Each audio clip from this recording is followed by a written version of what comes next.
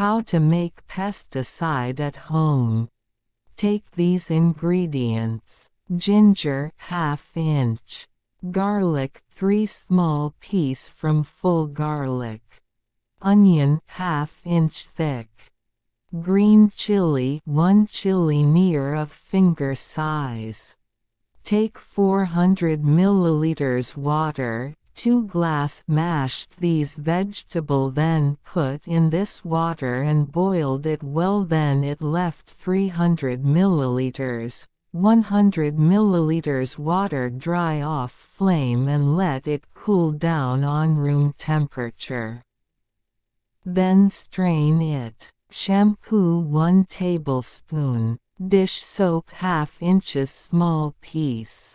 Baking soda ½ teaspoon. Baking powder 1/4 teaspoon. Take normal tap water nearly 1 cup, 100 milliliters, and mix these ingredients it well. Then this mixture put in that vegetable soup. It will 400 milliliters mixture.